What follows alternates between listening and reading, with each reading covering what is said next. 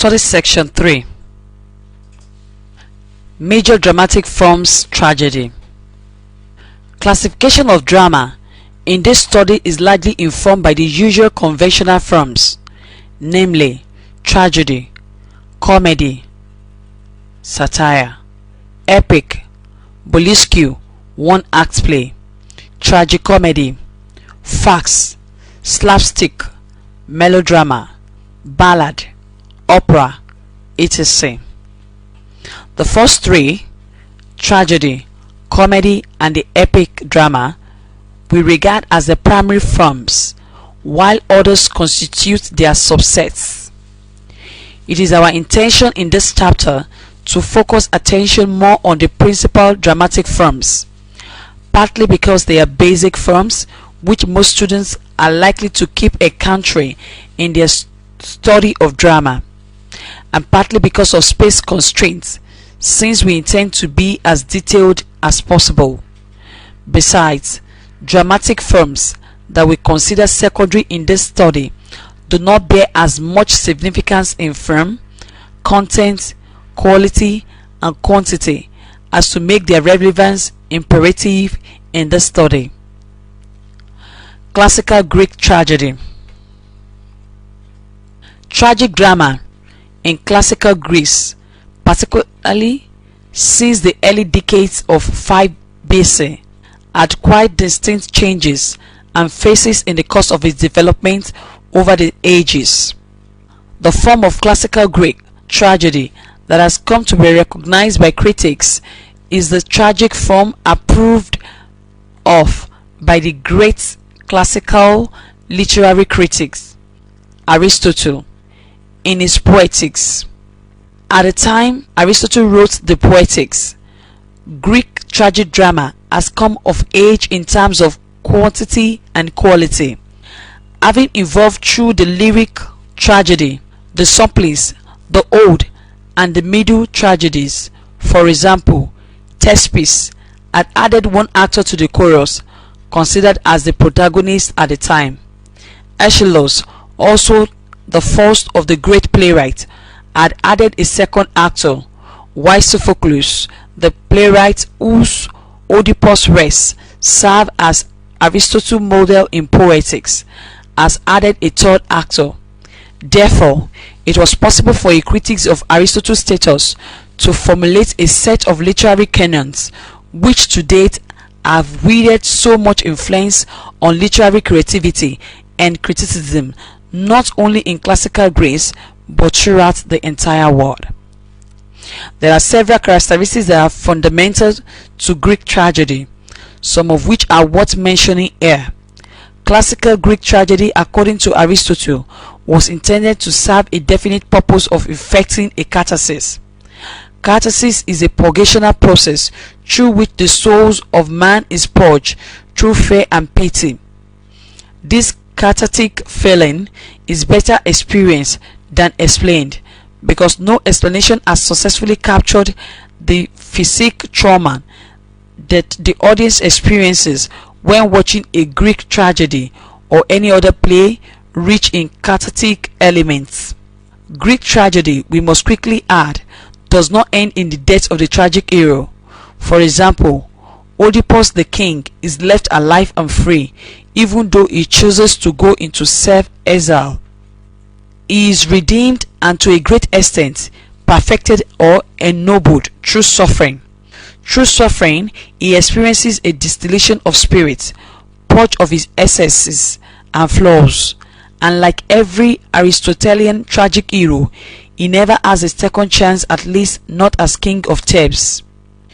It is instructive to note also that the idea of greatness in classical Greece does not reside in the fact that the hero is by all standards a very good person in his courage and a primus inter pares. It is not the fact of not being perfect either, but his humble and personal acknowledgement of his shortcomings and the apparent transformation from the initial state of imperfection to a state of perfection, having passed from innocence to experience. But more importantly, It is his willingness to accept his fate towards the end of the play that constitutes the heroic and which is worthy of emulation. Three recognizable elements are contributory to the making or unmaking of a tragic hero. These include the supernatural forces, the society, and the protagonist's personal weakness or tragic flaw, hubris. The Greek society believed in the existence and invisible powers of the gods or supernatural forces.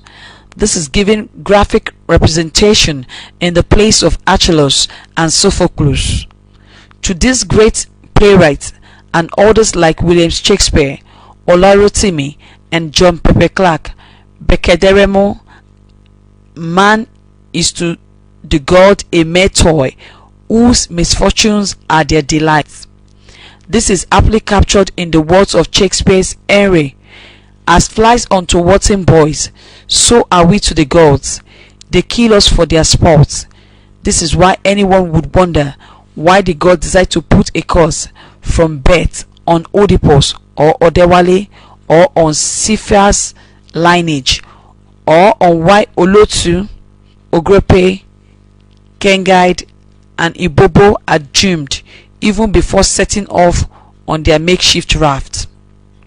In Sophocles' Oedipus Rex, the influence of the supernatural forces is evident in apparently every stage of the development of the plot. The prologue hints at the unusual riddle of the Sphinx, which must be unraveled.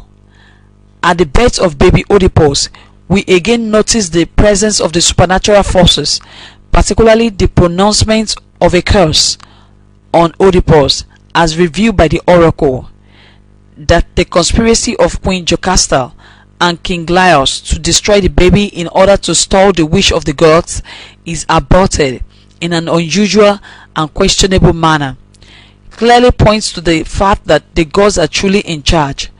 Consequently, the stage is set for the encounter between father, King Laius, and son, Oedipus, leading to the dual crime of patricide and regicide and the attendant consequences. Similarly, it is only logical to refer to Oedipus as a filius Deo in the course of his steady rise to grace, saved from being sacrificed, taken care of in his childhood by foster parents no less royal, endowed with an unusual power to overcome and destroy King Laius and his guards, as well as imbued with inspirational power to unravel the riddle of the Sphinx, then finally made king. No doubt, Oedipus' new status as king finally brings him to the terminus of one favor by the gods ironically. It also completes his accursed earthly missions of parricide and incest. Similarly, human failings, either of individual or the group, have contributed in various ways to the making and unmaking of Oedipus. The failure of the shepherd servant to carry out the instruction to abandon the baby to die on the mountainside readily prepares the ground for Oedipus' ill-fated journey through life. The only survivor, when King Laius meets his hot death deliberately, gives wrong information on the king's manner of death. Current information would have given a clearer and early clue to the shrouded identity of Oedipus. Furthermore, the decision of the society, Thebes, to make him Oedipus' king, a non-native, as his reward for destroying the powers of the Sphinx, bring him in direct contact with his mother, Jocasta, who also had children by him. In Olorotimi's adaptation of Sophocles' Oedipus Rex, titled The Gods Are Not to Blame, the various contributions of the society are much more forceful and distinct.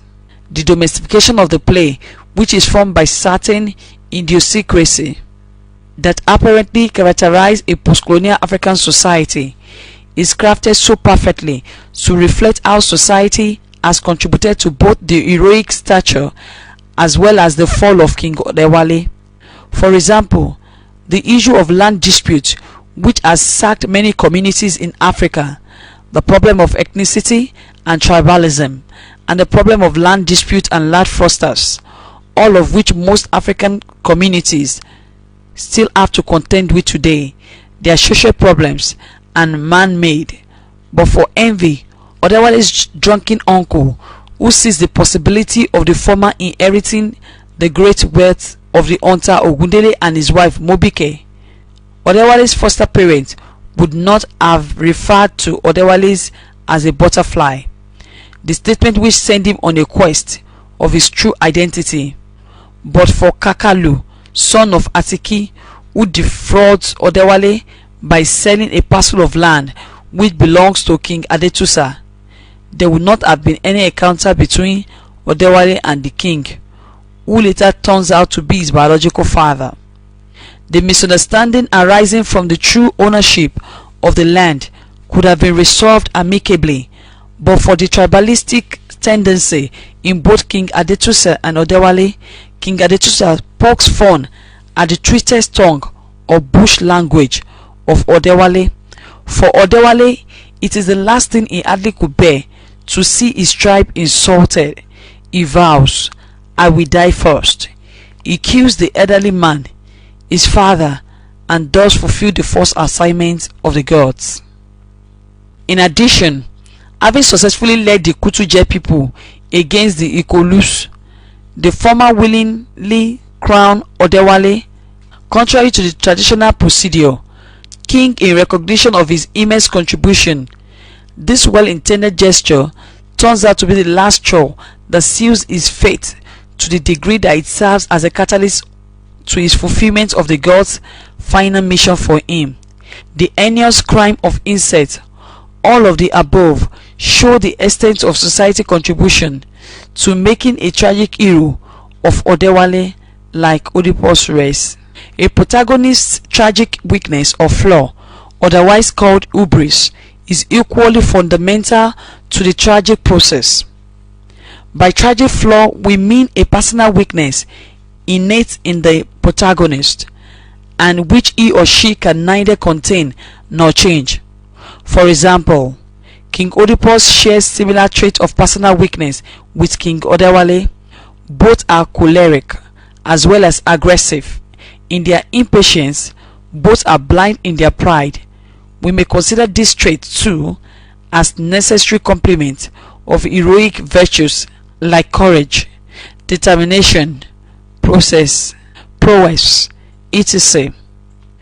Oedipus is a highly committed king, and so is Odewale, almost to a fault. In his determination to help his people, he treats with indifference the sacred institutions and their representatives. He despises the much revered gods in his desperate quest for definite answers to his people's many problems. In other words, he is good but not perfect. He would not have done what he did if he had been more prudent and less acerbic with the use of words, especially on Baba Fakunle, the elderly Ifa priest, and his chief. He could have been a little less self-confident when Aderopo, on bringing back a message from Ile-Ife, cautioned on the need to make the report a private one. There is, however, the need to recognize the thin membrane that delineates a tragic hero and a tragic figure. The tragic figure also is driven by the three fundamental forces discussed above. However, unlike the tragic hero who undergoes a distillation of spirit, completely transformed, and is so ennobled through suffering, and therefore is worthy of emulation, the tragic figure does not undergo such transformation or rebirth despite his suffering. The tragic figure is intransigent, unbending, and irredeemable, and therefore not worthy of emulation. It is in the light of the tragic and the nobility which entrains the heroic in a Greek tragedy that its subject matter is always serious and of magnitude. Other important characteristics pointed out by Aristotle include the three classical unities: unities of time, place, and action. In a well-crafted classical tragedy, the whole action is confined to a locale. Unity of action requires that only one single action takes place at a time. On the stage, unity of action also informs the principle of the purity of the genre, in which there rests but one single plot, with no digression. Because of the magnitude of its subject matter and the seriousness it evinces, Greek tragedy does not accommodate any manner of comic relief. This is also linked with the structure of the tragic plot, which Aristotle has insisted must be organically whole, having a beginning, a middle and an end. In other words, it must have a tight plot. As suggested elsewhere in this study, banishment of violence or of the direct display of its classical Greek tragedy is most likely to have been informed by the religious origin of classical Greek drama.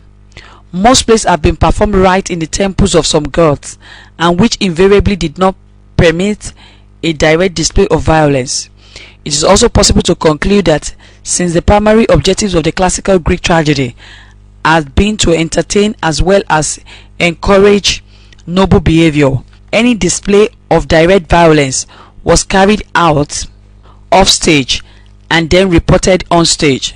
For the same reason, the violent encounter between King Laius and Oedipus does not take place between the audience, rather it is reported on stage. Similarly, Jocasta hangs herself off stage. Her action is then reported on stage. King Oedipus plucks his eyes off stage, but later appears on stage to show himself. While the tragic spirit in the Sophoclean tragedy is formed both by wrongdoing, which works out its own punishments, as well as disaster without justifiable causes, the Achillean tragedy is strictly one of moral cause and effect. For example, in Agamemnon, the first of Achilles' trilogy, Agamemnon, the Chilpifori, and the Enonites begins at dawn with the news of Troy's fall brought to the queen, Clytemnestra, via the signal first. In addition to the news that Agamemnon the king is arriving soon, the news significantly propelled the tragic action to a steady rise. Clytemnestra, apparently hatred for Agamemnon is rekindled. Agamemnon the king has sacrificed the queen's daughter Phigenia in order to facilitate the sailing of the Greek fleet against Troy some 10 years back. Besides, Clytemnestra plans with a new lover, the king's arch-enemy, Agestus, a way of eliminating the king. Agamemnon, on his return, is accompanied by Cassandra, his visionary but sick mistress. The king is welcomed back with first show of affection into the palace and then to his death. This is similar to Shakespeare's doomed protagonist, Caesar in Julius Caesar, who, having apologized for his delay, is ushered into the capital with pomp by the conspirators. The same warm conspirators right inside the capital later murdered him. Agamemnon ends with Agamemnon's mother appearing before the chorus and registering their action with the fact of Agamemnon's previous crimes against them. In T.S. Eliot's Murder in the Cathedral, a modern English drama, a similar scene occurs in which the murderous knights defend their murder of the rebellious Becket, the Archbishop of Canterbury. The Chilpifori starts off years later with Agisthus, and Clytemnestra finally established as king and queen, while Agamemnon's death remains unavenged. The king and the queen have both hardly given any thought to Agamemnon's children's capability to avenge their father's murder. Apollo reunites the children, Electra and the Orestes, after a first spell of forced separation. Orestes succeeds in killing both Agisthus and his own mother. Even though there may be enough justification for the killing of Aegisthus, his father's murderer, Orestes, killing of his own mother, a co-murderer of his father, is against natural law. Orestes is found guilty of the blood of his mother. His vengeful act brings upon him suffering and misfortune. The third play, The Eumenides, against revolves around Orestes as he is made to suffer years of torture. His later appeals for a trial in the court of justice in Athens. The goddess Athena intervenes after a long controversy and gets Orestes acquitted. This way the whole tragic action is resolved and the blood feud terminated. The Elizabethan tragedy. Athens' victory over Persian in the early years of 5th century BC predictably placed Athens on the world map as a world power.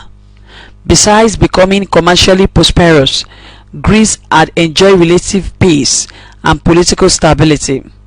Trade and commerce and the theatre had flourished simultaneously. The commercial activities had brought people of diverse culture together, and the theatre had benefited a great deal from the apparent cross-pollination of cultures and the subsequent theatrical fertilization. The prevailing atmosphere had induced creative sensibilities to the degree that production of high-quality plays had blossomed. Similarly, following the defeat of the Spanish Armada by England in 1588, England became a world power to be reckoned with. Commercial activities flourished, and as in the days of classical Athens, people with different cultural backgrounds had interacted. Again, the influence of the intercultural fertilization was enormous, particularly on the Elizabethan theatre, where there was an obvious admixture of the medieval and the Renaissance English views about life in the general. The greatness of William Shakespeare and his contemporaries is traceable to these influences. Gobodus, 1562, by Thomas Sackville and Thomas Norton, marked the beginning of serious drama in Renaissance England. This was a tragedy of bloody revenge. In the tradition of Senecan tragedy, during the period, a number of playwrights who were products of Oxford or Cambridge universities had emerged. They included John Lee, Thomas Kyde, Robert Greene, and Christopher Marlowe. Even though this university with had produced plays which were technically and tropically very good, their plays, many of which were lost a long time ago, were not popular. Christopher Marlowe, 1564 to 1593, born the same year as Shakespeare, and holder of a master's degree from Cambridge University, a poet and playwright, was by far the most successful. He is reckoned the greatest tragic playwright after William Shakespeare. Renaissance England attained its theoretical maturity through the contributions of Christopher Marlowe and Shakespeare. We shall briefly treat 3 Shakespearean plays, generally considered by critics to represent the Elizabethan tragedy. Shakespearean tragedy. In 1600, Twelfth Night was completed. Between 1600 and 1610, all the great tragedies were composed. Shakespeare has been writing comedies during the period. For this development in the writing career of Shakespeare, scholars have suggested many reasons. One of such reasons was said to have bordered on Shakespeare's psychological frame of mind. He was said to be quite unhappy following a series of misfortunes that befell him at the time. For example, his son had died, he had lost his mistress, and his trusted friend and patron had been unfaithful. The trauma was believed to have brought gloom and pessimism, which consequently found expression in the bitterness of theme and the violence of language. Another reason adduced was Shakespeare's interest in new artistic experiments through expressions. Shakespeare seems not to have been contented with his past successes, particularly in the comedies, and in the search for a more demanding mode, he had done to tragedies.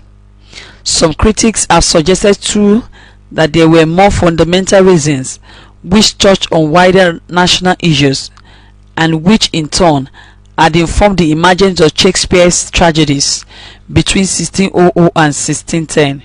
For example, the Elizabethan age has ended with the execution of the Earl of Essex in 1601.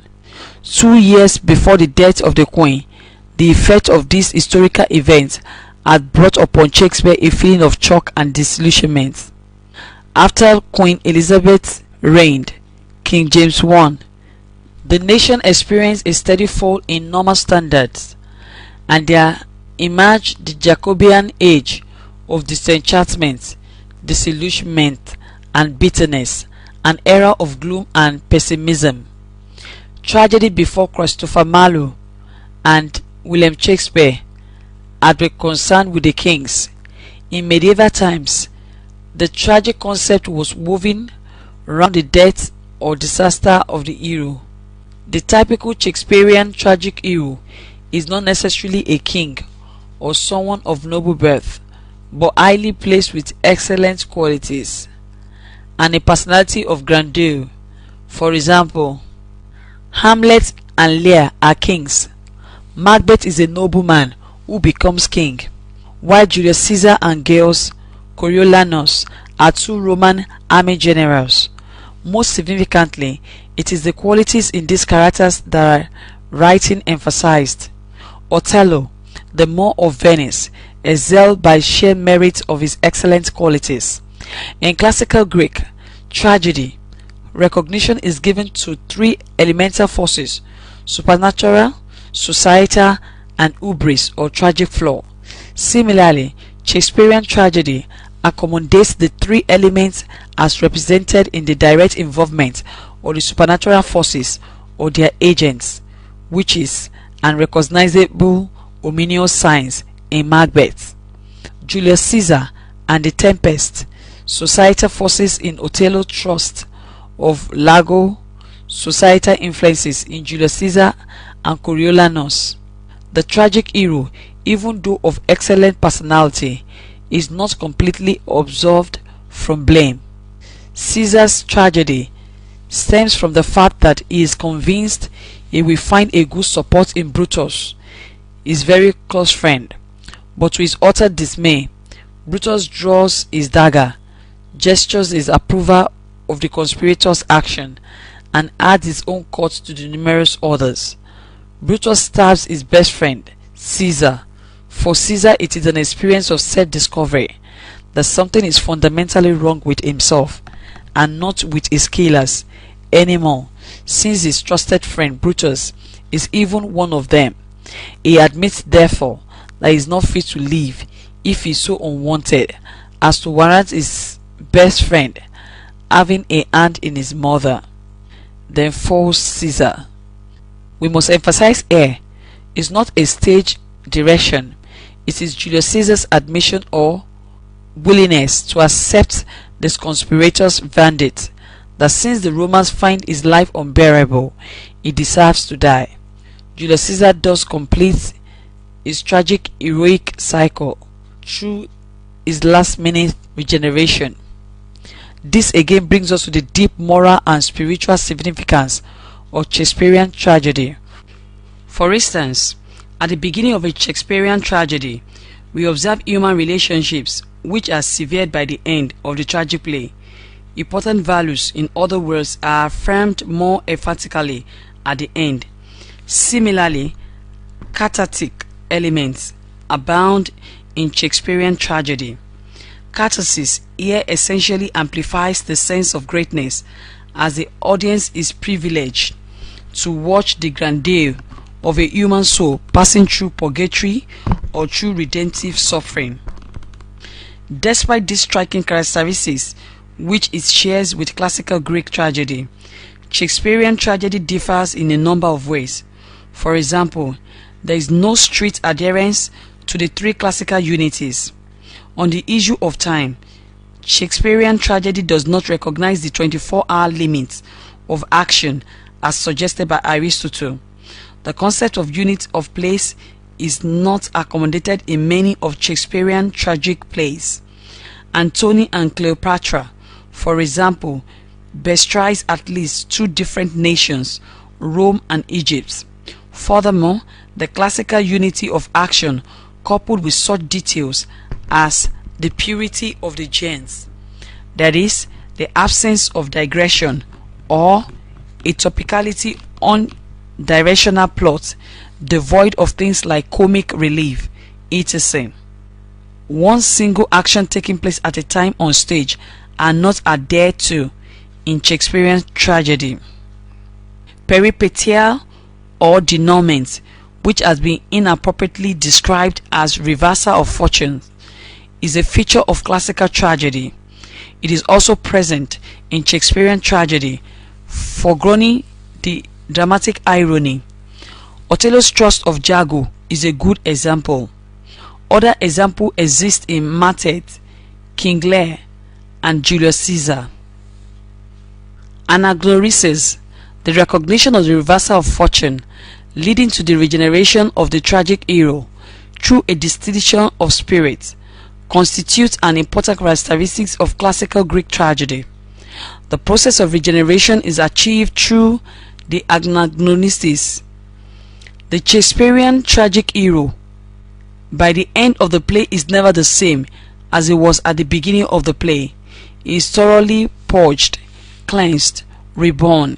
He recognizes the forces he has battled blindly with, particularly his tragic flaw, to the degree that had he a second chance to relive his life, he would never have been as ignorant or as crude. Unfortunately, there is never such a second chance for tragic heroes. In the past, critics have tried in vain to locate anagnorisis in a play like Julius Caesar. They have consequently denied the protagonist, Julius Caesar, the full status of a tragic hero. He is considered not to have experienced a distillation of spirit, and so remains an unregenerated tragic figure. However, a more careful look at the play proves the contrary. No doubt, we see Julius Caesar in his grandeur. He is of excellent character, but he is not perfect.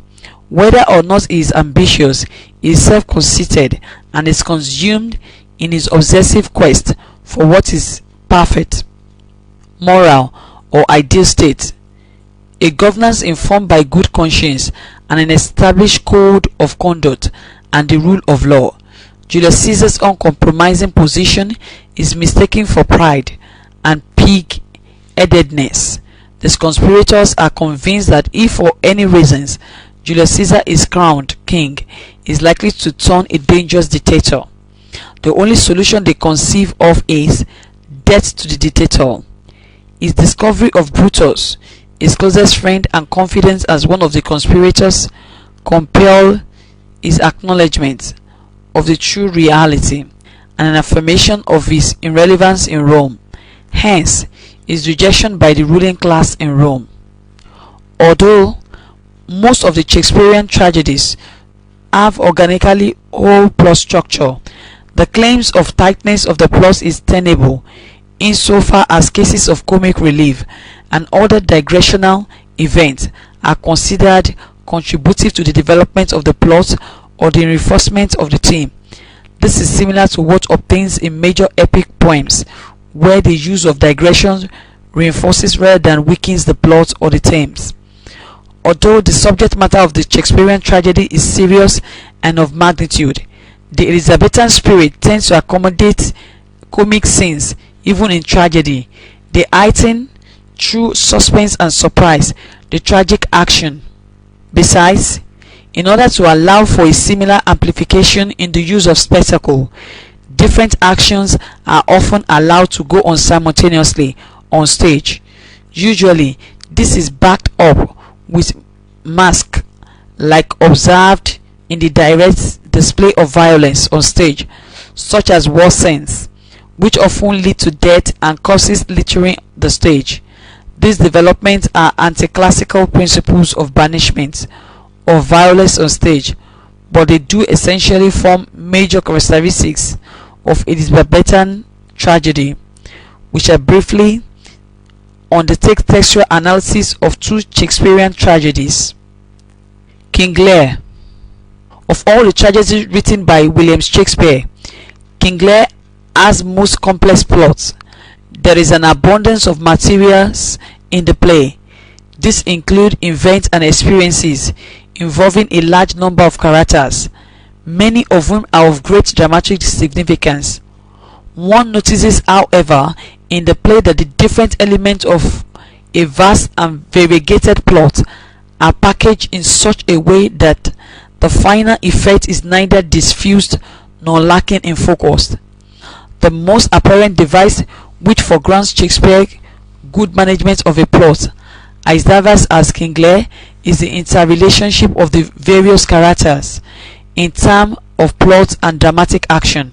For example, Gloucester, who appears at the beginning as one of the men in Lear's court, becomes an associate of the usurpers and then a devoted helper of the king, and later a victim of the usurpers. This way, his action becomes almost part of the main plot. Similarly, the tracing of the Edgar's fate is brought close to the main plot by his association with Lear, his aiding Gloucester, and the significance of his contribution to the plot in Act 6.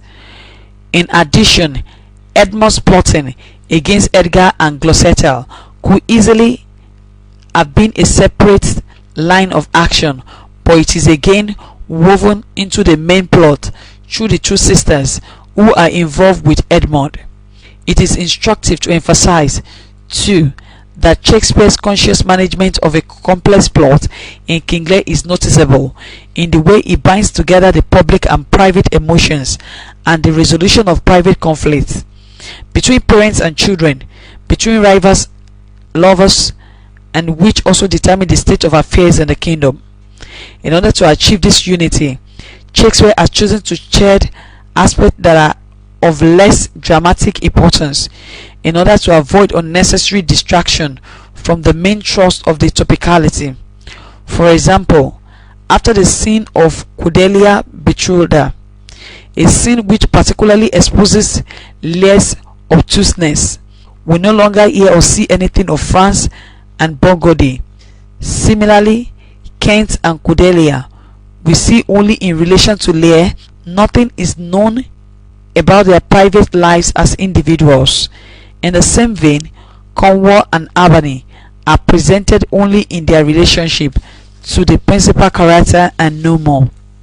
Although the techniques of mechanical relationship, load shedding, foreground largely the impression of unity, there is the more significant fact that we must dig deeper beyond the plot surface in order to bring out the meaning to which all the characters contribute.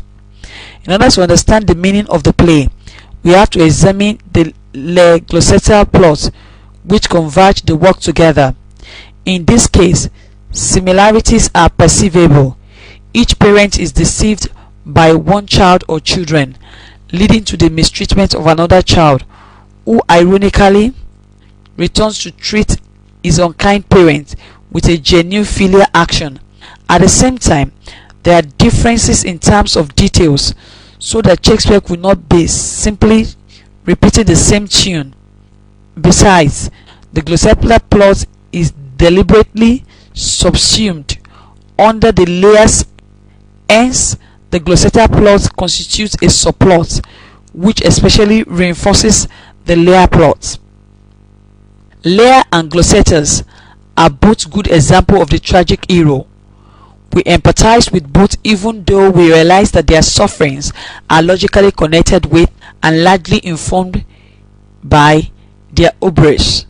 In both, the tragic flaw is situated in the error of understanding. For example, both reason wrongly and misjudge their children. Lear, without questioning the rightness of his action or decision, imposes his will upon others. Gloucester falls in with the will of others without questioning their rightness. Thus, structurally, Gloucester is considered a complement to rather than a duplicate of Lear. In the two men, Shakespeare shows the basic forms that may inform the tragic hero. In understanding, one imposes error, the other accepts, and the latter has quite logically the secondary role. Another significant device by which the different characters are brought close together is through the symbolic function of kinship in the play. In both the Lear and the Gloucester stories, the children are presented not merely as individuals with their different temperaments, but also as personifications of the different traits which are in conflict in their fathers. In this light, Edmund is an amplified version of Gloucester's concern for material well-being, while Edgar represents Gloucester's gullibility and kindness. Cordelia embodies in an amplified way too the good side of Lear, while Goneril and Regan project the rational, ruthless side of their father. The meaning of the play is what contributes most to the impression of unity and its powerful effect. The tragedy of Lear and Gloucester is no doubt a comment on the efficacy of human reasoning. Ironically, enlightenment and awareness come to both men through suffering in the hands of children they trust. The fact that both men attain regeneration before their death is significant. Besides being a characteristic of a tragic hero, it underlines the pattern that Shakespeare emphasizes in King Lear, Antony and Cleopatra. This is one of the longest of Shakespeare's play, with 42 long scenes. The plot spreads into 3 continents, quite un-Aristotelian, and for which reasons adherents of neoclassical principles have vehemently criticized Shakespeare's utter disregard for unity of place. In All for Love, 1677, Didin attempts to rewrite the play, giving it a classical unity of place, but without success. Dryden edition has proved far inferior. Regardless of the numerous lending scenes, Shakespeare manages the scenes and the plot of Antony and Cleopatra with an unprecedented skills, especially in his handling of the brisk war scenes, showing elaborate spectacles as soldiers move from one continent to another. Often for the same reason, the play has been described by critics as panoramic because of its general observation of the whole world. Although the Elizabethan theatre was somewhat devoid of spectacle, Shakespeare's dramaturgy is largely characterized by spectacle, and in the case of Antony and Cleopatra, for example, there is preponderant use of poetry for the purpose of invoking the notion of spectacle. It is instructive too to note that despite the lavish love of the 2 principal characters and the significance of their political status and responsibilities, they also represent the decay and the decline of Roman imperialism. Because the society could not accommodate or condone the kind of decay that the 2 words, Romans and Egyptian, represent, their representatives are terminated at the end of the play, metaphorically clearing the political stable for a new and morally disciplined dispensation. In other words, it is a question of moral. The fact that the society can no longer stand the kind of self-centered adult delinquents that Antony and Cleopatra have apparently turned out to be.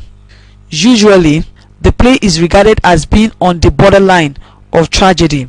It is one of those Shakespearean plays that were informed by Roman history and sourced through material from Plutarch's Makers of Rome.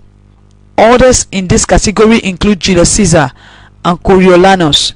Even though Antony and Cleopatra is highly regarded, it is not usually classified as a tragedy in view of its form and topicality, which foreground the dramatic action.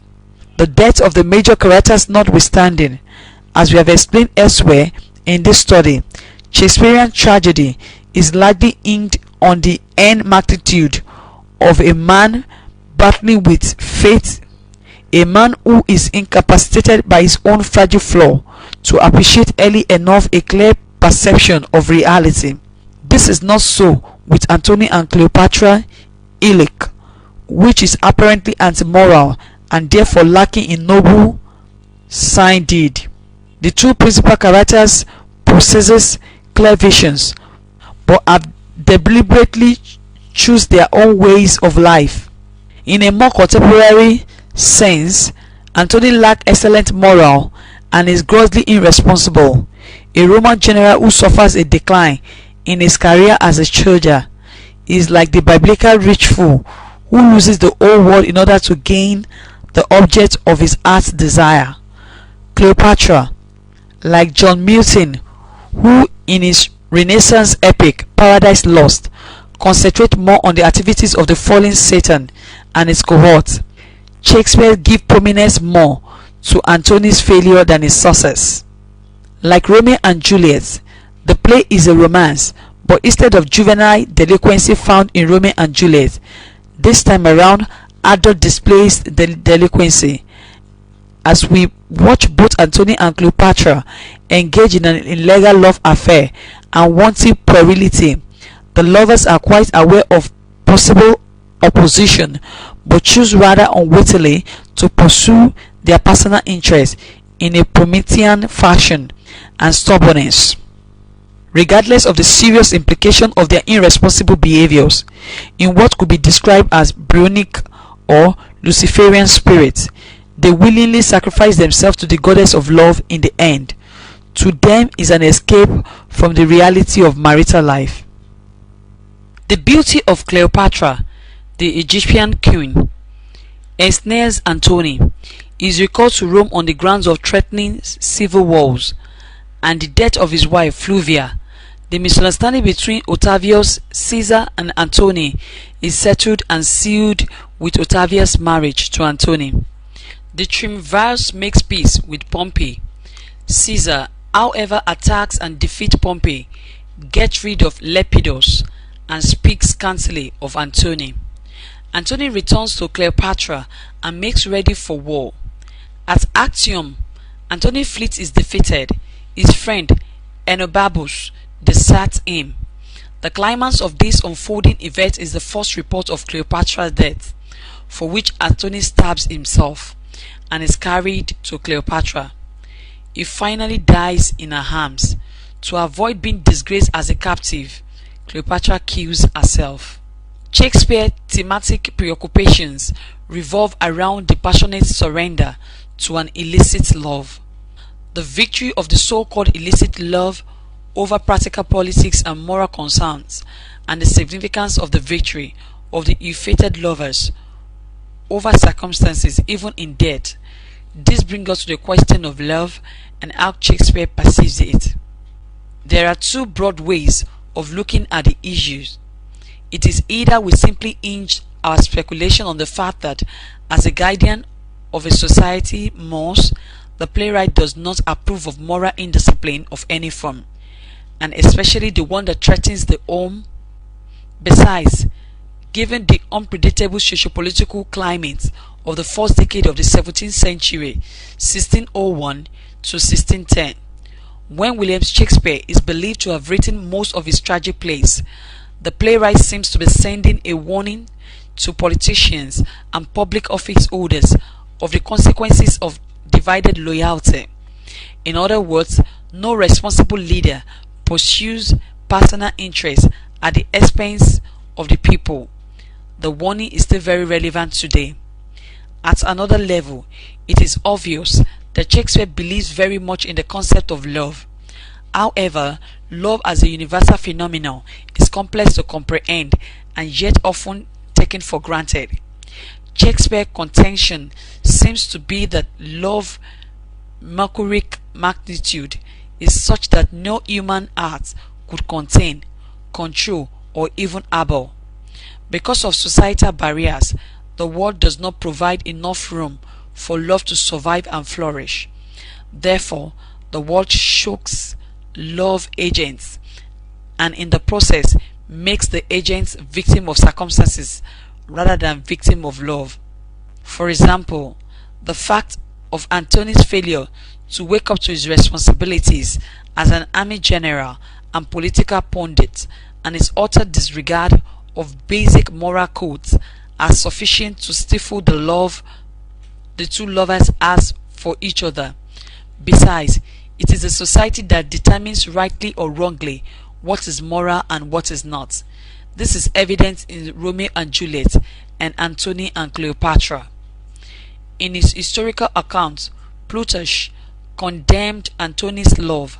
According to Plutarch, Antony, though a great man, was ruined by gross indiscipline and promiscuity. But as a true creative writer, and since act is not necessarily a one-to-one correspondence with reality, Shakespeare chooses to pitch his tent independent of Plutarch's controversial pontification. Therefore, Shakespeare's presentation of Antony has again further complicated the already complex controversy. Even now, audience and critics are divided on this point. Shakespeare's moral disapproval is strongly modified with sympathy and even admiration for the doomed hero. This has greatly influenced the divided reactions. It may therefore be too hasty and rather facile to refer to the play as an immoral play, as some critics would have us believe. Moral, spiritual, and the sociological decline of the principal characters are encapsulated in the theme of decay and couched in appropriate sea or aquatic imagery. This is because of the setting of the play. Therefore, ample examples of imagery of decay abound in Antony and Cleopatra. Antony is likened to a leaking ship that must be abandoned and left to sink. Caesar, suggesting seaside or storm, similarly refers to him as the ebbed man. The Nile River and its creatures, Act 2v, again emphasize the steady decline and disorder that the two lovers represent. The reference to Cleopatra's desire for an inglorious burial and flies feeding on her unattended body, should she fail to win Antony's love, also point to the idea of decay. Characterization. Antony. No doubt he is unfaithful and does seem quite oblivious of the reality of marital life. The artistry here is in the physic projection of the conflict within Antony. Antony, many critics believed, is a conventional artless playboy, considering his response to the news of his wife's death. He is a shrewd politician and Machiavellian to have married Octavia for political reasons only. However, some other critics hold a contrary view. They believe that Antony is neither artless nor shrewd, but that his art is suspended somewhere else. For this reason, he chooses to lose all in pursuit of his true love. With Cleopatra, his search for true love terminates, and everything else is a distraction. He is a generous giver. Enobambos described him as a mine of bounty, while Cleopatra captures Antony's giving spirit in the following line: for his bounty there was no winter. As an accomplished career soldier, he wins respect, loyalty, and love. Cleopatra. She is an epitome of the goddess of love and beauty. She is consistent and truthful. Many unpleasant things have been said about her, but even at that time she is no less wonderful and admirable. The point here is that many consider Cleopatra as a big-time prostitute. Critics are able to deduce this fact from her own statement. Those of us who trade in love. Some critics get the feeling that perhaps she believed that she is a trader of love. Perhaps not. The statement could as well mean women who are genuinely in love. There is also the suspicion that Cleopatra probably intends to overwhelm Antony with love, as most women of questionable virtue often do, so that the bliss of the marriage institution can become a mere illusion. Again, critics draw their conclusion from the fact that in order to be sure of Antony's love for her, she feigned death, but its consequence proves disastrous for the two lovers. Her argument, however, is that Were Cleopatra a sex trader, she could have switched to Octavius Caesar when Alexandra falls. Cleopatra quite predictably remains loving and faithful to the end. This is a proven case of a truly genuine love. Structure. The opening scene of Antony and Cleopatra lacks definite action and fails to set off a realistic plot. The universe of the play is a rather vast one, spanning 2 continents, Europe and Africa, and characters shuttles between Rome in Italy and Egypt in Africa. The sequence of the numerous scenes does suggest the vastness of the distance covered. For example, for more than 3 whole scenes in Act 1, Antony is on his journey to Rome from Egypt. The consistency on the part of characters seems to suggest natural and unpredictable human impulses. The play has very little decisive action, but makes up for this technical deficiency with its rich dialogue and poetry. Often, Antony is at the center of the stage or the subject of dramatic discourse until his death in Act 6. The complexity of Antony's nature has brought about different dialectical but complementary criticism, more than of most Shakespeare notable heroes, including Hamlet and Othello. In conclusion, it is perhaps necessary to recognize Shakespeare's reasons for the choice of the noble for the purpose of tragedy. This is traceable to the classical or Aristotelian tragic tradition and spirit that places emphasis on hubris or personal tragic flaws arising largely from pride. This is probably informed by the common adage, pride comes before a fall. The centuries 17th and century 18th French critics have correctly interpreted Aristotle's intention to mean tragedy presented the life of princes. Comedy depicted the action of the people. Shakespeare shared the view that divinity always has a hand in the appointment of a king or a leader of the people. As such, he is interested in his affairs and how he conducts himself. The king is answerable to the divinity for his conduct. In other words, only the divinity reserves the right to punish an erring monarch. It is for this reason that Shakespeare frowns at regicide, no matter how seemingly justifiable the aftermath of such a crime has always been catastrophic for corporates in his place. Macbeth and Julius Caesar, among others, are good examples. Shakespeare's position, we suspect, might not primarily have been aimed at artistic fulfillment or meant to be a political statement considering the political scenario of power succession and problems arising from the law of primogeniture, etc. The classical Greek society has regarded a king as half god, a Philios Dei that related to the higher gods who determine the affairs of men. Therefore, the fall of such an exalted personage is predictably dramatic, and the impact is likely to endure in the psyche of the audience than if it is been otherwise. Besides his choice of personage for the purpose of tragedy, Shakespeare believed that the syntax of actions must weave an exceptional calamity or a great misfortune culminating in the death of the highly exalted man. End of study section 3. Thanks for listening.